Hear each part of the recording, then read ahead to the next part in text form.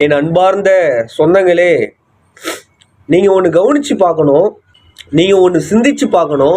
என்னென்னா, இந்த வேகமான காலகட்டத்தில் யாருமே நிம்மதியாக இல்லை, யாருமே அமைதியாக இல்லை, யாருமே மகிழ்ச்சியாக வாழலை. எல்லாருமே நிம்மதியை தேடிக்கொண்டு இருக்கோம், அமைதியை நாடிக்கொண்டு இருக்கோம், மகிழ்ச்சியாக வாழ முயற்சி செய்து கொண்டு இருக்கோம். நீங்கள் நம்பினாலும் நம்பாவிட்டாலும் இதுதான் சத்தியமான உண்மை. நோயற்ற வாழ்வே குறைவற்ற செல்வம், நம்ம பெரியவங்க சொன்னாங்க. ஆனால் மனிதனுக்கு ஆயிரக்கணக்கான நோய் இருக்குது, 4448 நோய்கள் இருக்குதுன்னு சொல்றாங்க. எத்தனை நோய்கள்?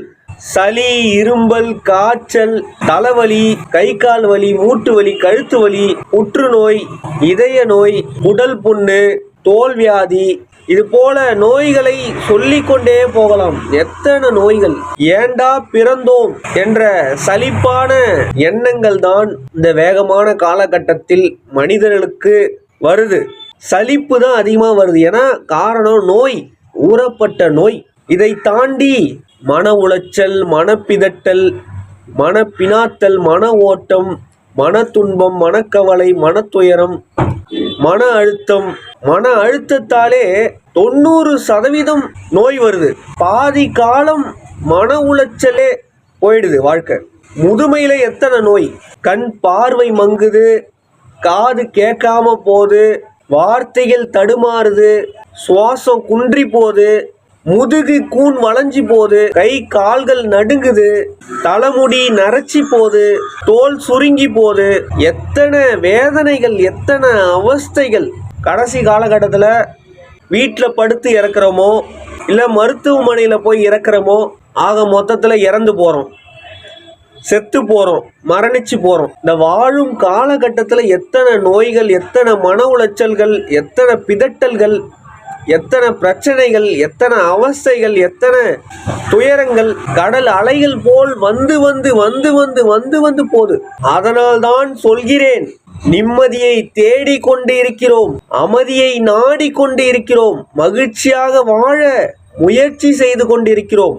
நாம் எல்லோருமே ஓடி ஓடி ஓடி உழைச்சி உழைச்சி உழைச்சி ஓடா தேஞ்சக்கப்புறம்தான் உடலோட ஆரோக்கியம் என்னவென்று தெரிய வருகிறது, மனதோட ஆரோக்கியம் என்னவென்று தெரிய வருகிறது, நம் ஐம்புலன்களின் ஆரோக்கியம் என்னவென்று தெரிய வருகிறது.